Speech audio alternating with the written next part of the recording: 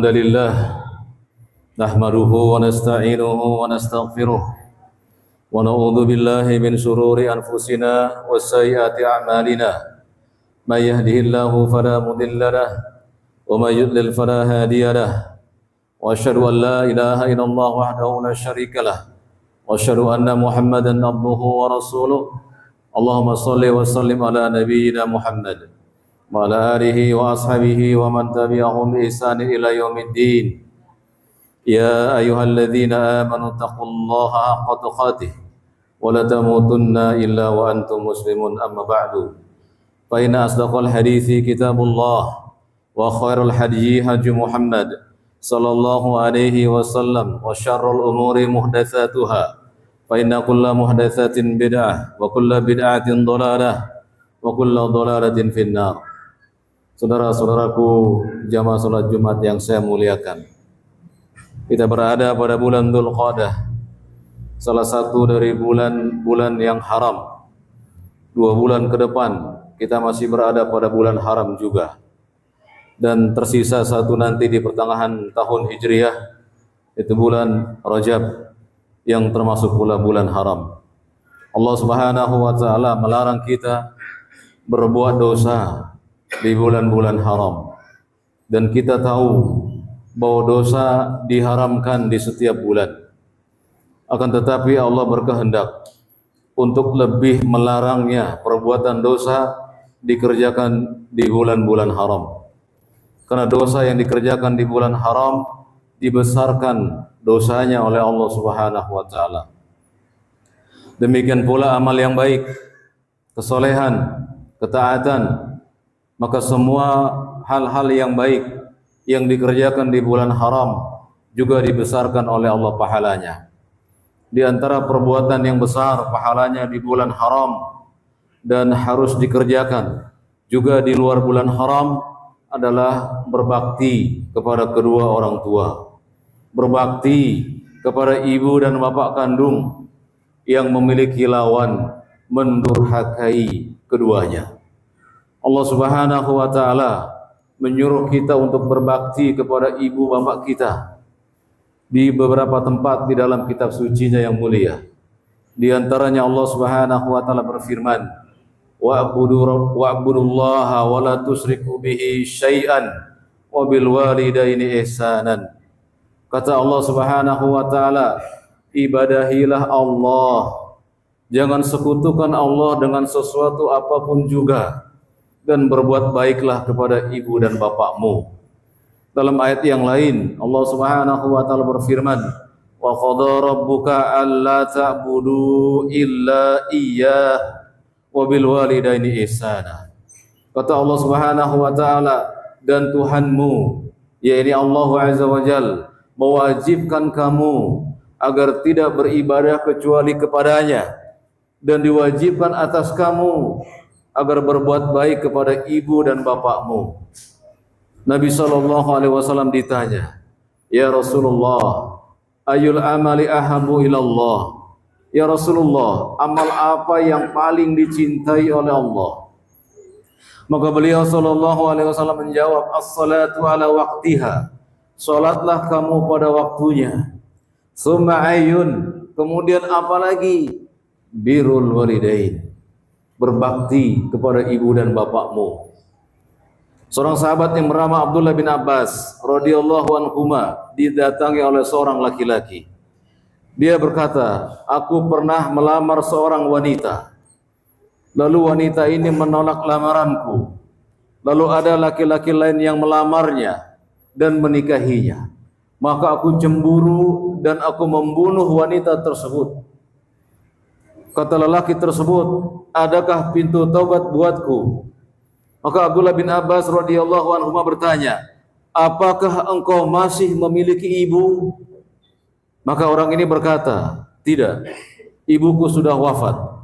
Maka Abdullah bin Abbas berkata, kalau begitu engkau wajib bertobat kepada Allah dengan tobat yang sungguh-sungguh. Dan yang kedua, engkau harus mendekatkan dirimu kepada Allah dengan sedekat-dekatnya. Maka lelaki ini pergi meninggalkan Abdullah bin Abbas. Maka perawi hadis yang meriwayatkan hadis ini berkata kepada Abdullah bin Abbas, "Wahai Abdullah, kenapa engkau berkata kepada lelaki tersebut, apakah ibu masih hidup?" Apa kata Abdullah bin Abbas radhiyallahu anhuma? "Inni la a'lamu amalan."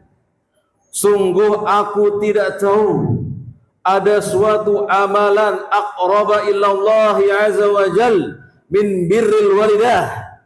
Aku tidak tahu apakah ada amal yang pahalanya lebih besar dibanding berbakti kepada kedua orang tua.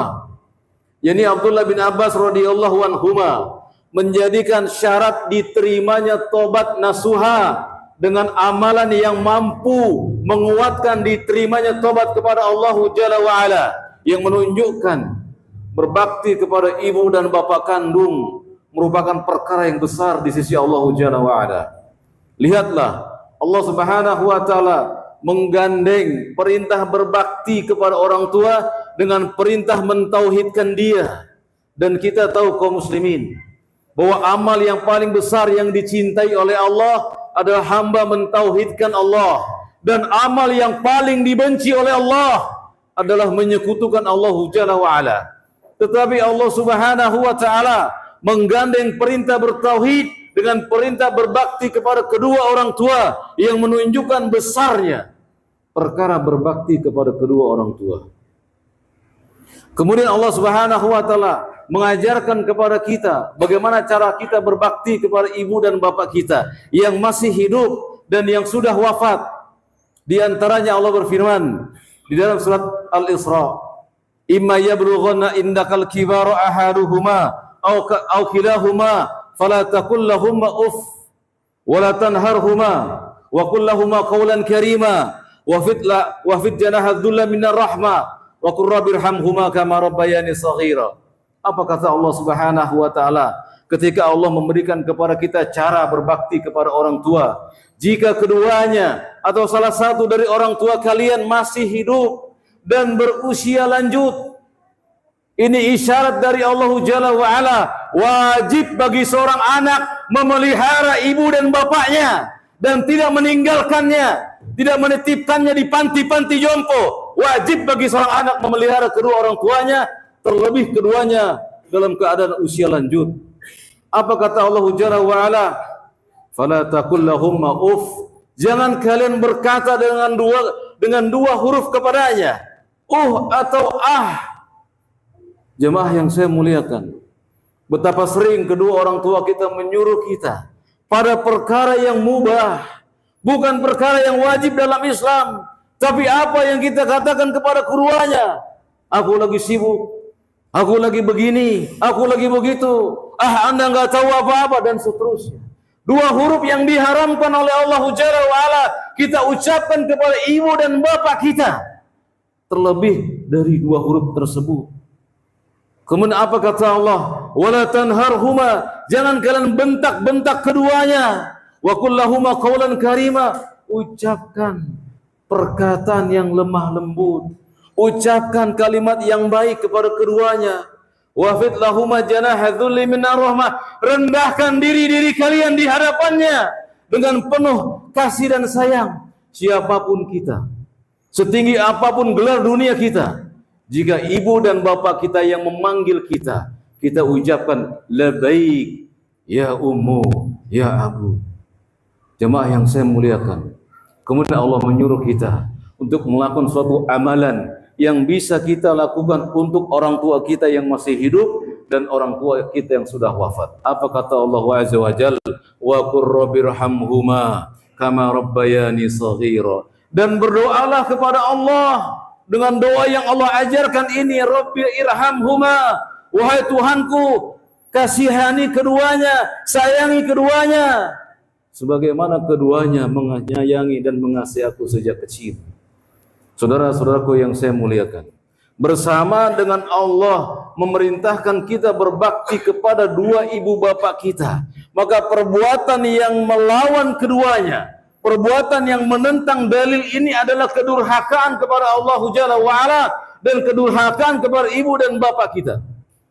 Jika kita tidak ingin memelihara mereka, jika kita membentak-bentak mereka, jika kita ucapkan kalimat-kalimat kasar kepada mereka, kita tidak rendahkan diri kita karena kesombongan kita, dan kita tidak pernah mendoakan kedua orang tua kita, para ulama sepakat bahwa anak yang menentang surat Al-Isra di mana Allah perintahkan berbakti kepada kedua orang tua, siapa saja dari kaum muslimin dan kaum manusia yang menentang ayat ini, mereka adalah anak-anak yang durhaka. Wal iyadun billah. Aqulu qouli hadza wa astaghfirullah aladzim li wa lakum wa lisairil muslimina min kulli dhanbin fastaghfiruhu innahu huwal ghafurur rahim.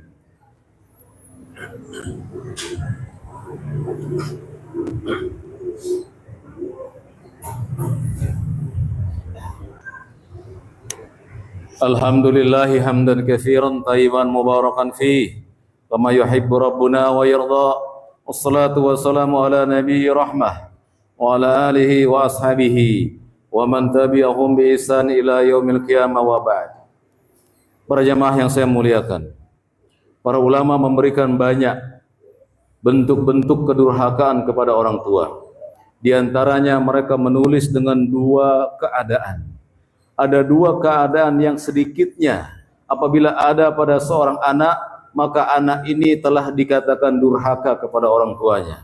Keadaan yang pertama, seorang anak yang membuat orang tuanya menangis, maka anak ini disebutkan oleh para ulama sebagai anak yang durhaka.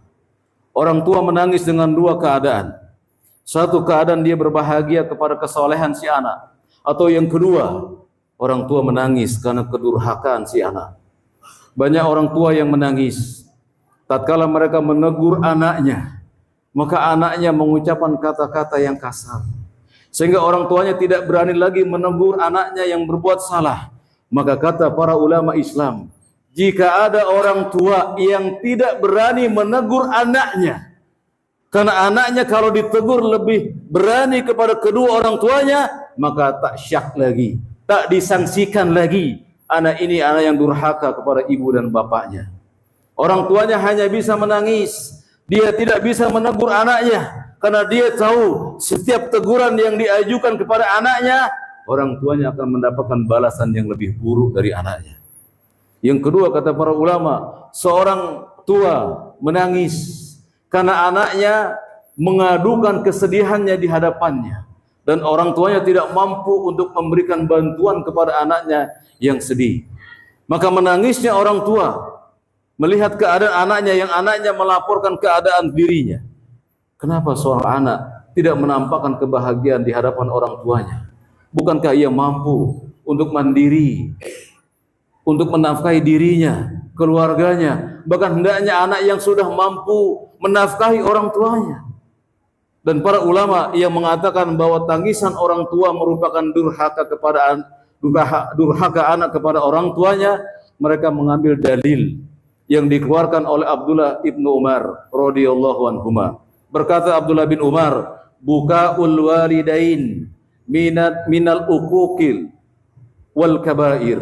Kata beliau radhiyallahu anhuma, menangisnya orang tua tanda durhakanya anak kepada orang tuanya, dan tanda anak tersebut berada dalam dosa-dosa besar.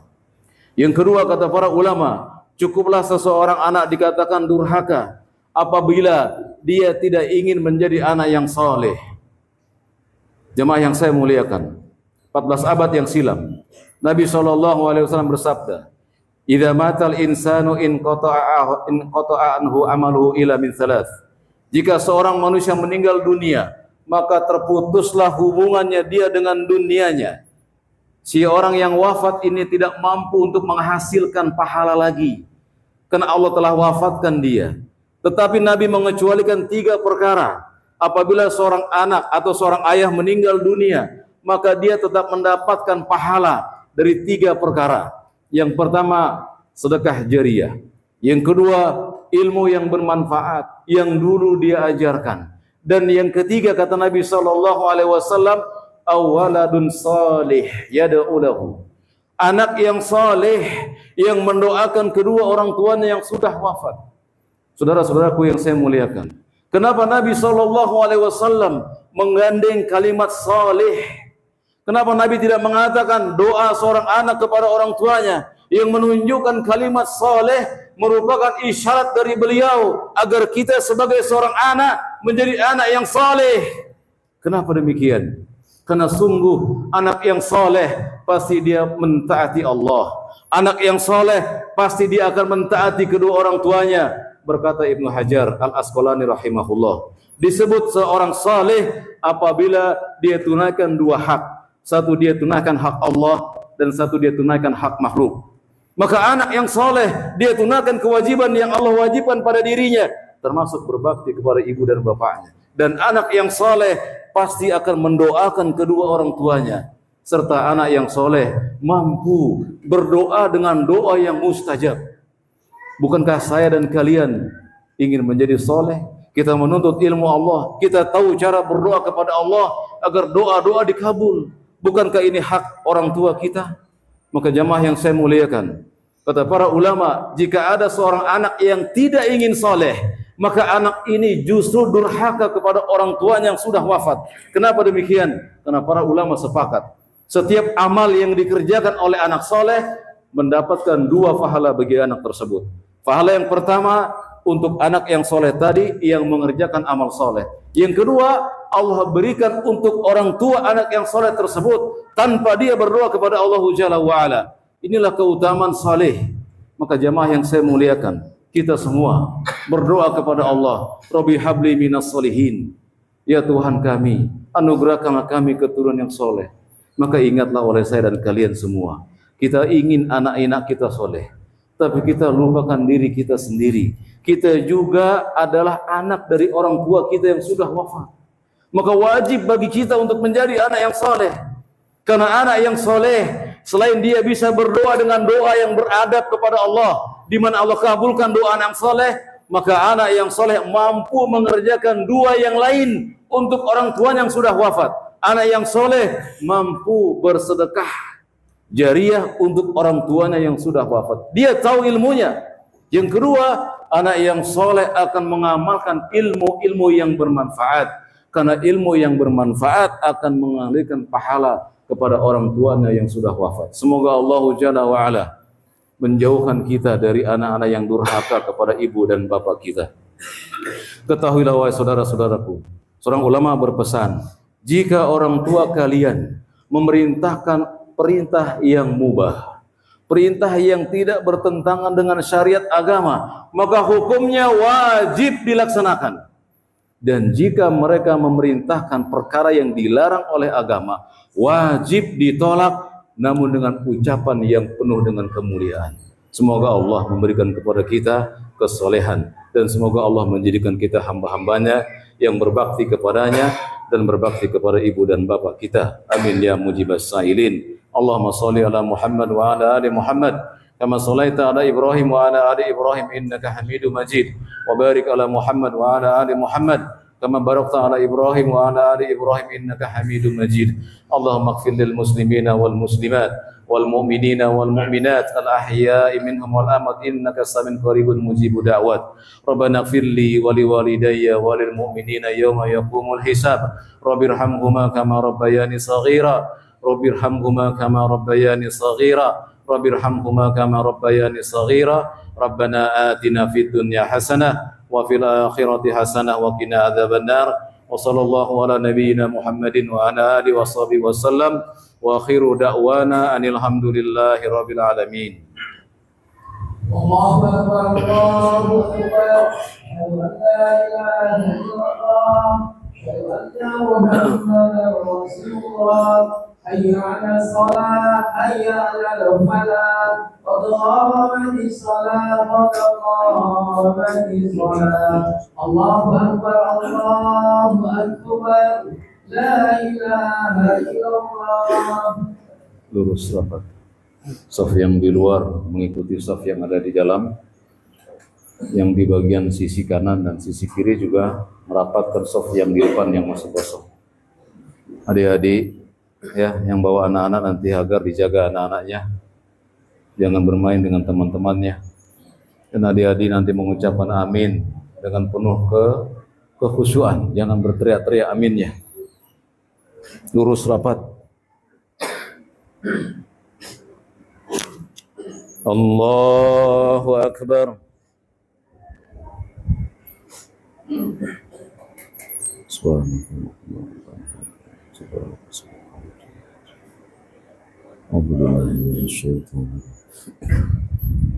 بسم الله الرحمن الرحيم.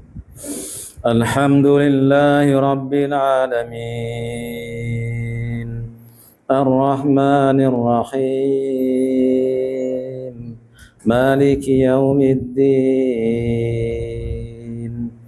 إياك نعبد وإياك نستعين اهدنا الصراط المستقيم صراط الذين أنعمت عليهم غير المغضوب عليهم ولا الضالين آمين. بسم الله الرحمن الرحيم. سبح اسم ربك الأعلى الذي خلق فسوى والذي قدر فهدى والذي أخرج المرعى فجعله غثاء أحوى سنقرئك فلا تنسى إلا ما شاء الله إنه يعلم الجهر وما يخفى ونيسرك لليسرى فذكر إن نفعت الذكرى سيذكر من يخشى ويتجنبها الأشقى الذي يصلى النار الكبرى ثم لا يموت فيها ولا يحيا قد أفلح من تزكى وذكر اسم ربه فصلى بل تؤثرون الحياة الدنيا والآخرة خير وأبقى إن هذا لفي الصحف الأولى صحف إبراهيم وموسى. الله أكبر.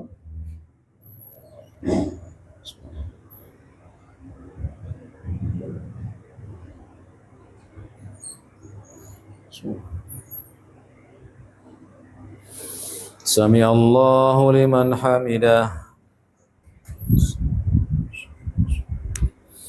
الله أكبر.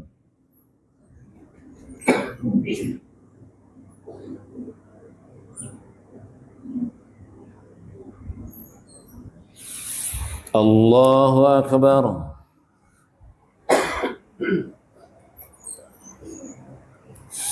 الله أكبر.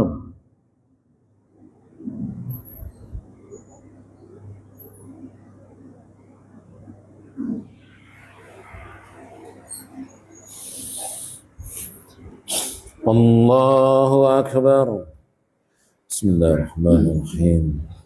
الحمد لله رب العالمين الرحمن الرحيم مالك يوم الدين إياك نعبد وإياك نستعين اهدنا الصراط المستقيم صراط الذين أنعمت عليهم غير المغضوب عليهم ولا الضالين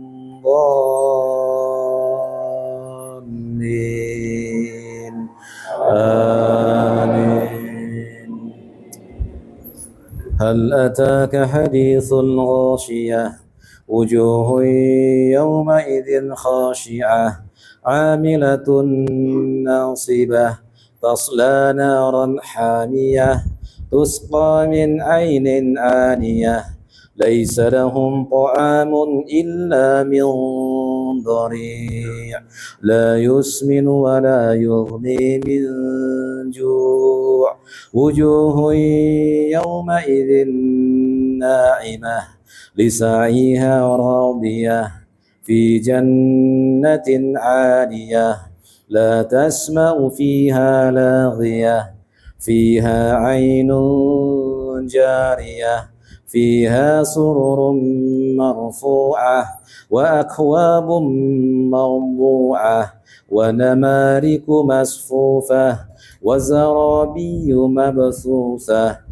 أفلا ينظرون إلى الإبل كيف خلقت وإلى السماء كيف رفعت وإلى الجبال كيف نصبت وإلى الأرض كيف سطحت فذكر إنما أنت مذكر لست عليهم بمسيطر إلا من تولى وكفر فيؤذبه الله العذاب الأكبر إن إلينا إيابهم ثم إن علينا حسابهم الله أكبر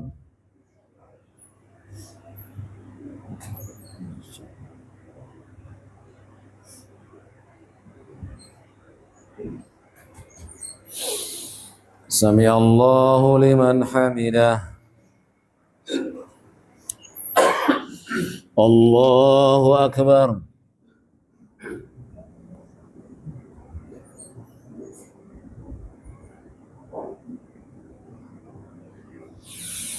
الله أكبر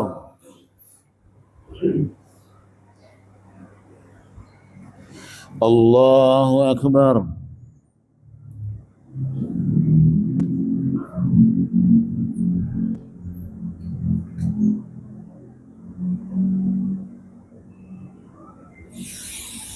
الله أكبر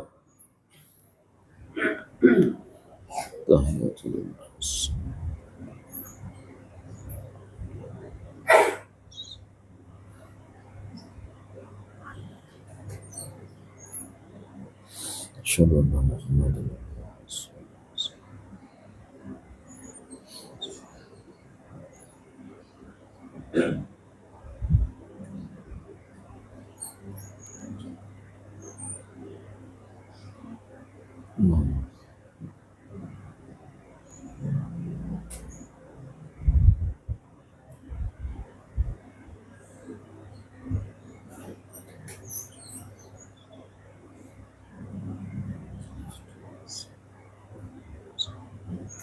السلام عليكم ورحمة الله السلام عليكم ورحمة الله استغفر الله استغفر الله استغفر الله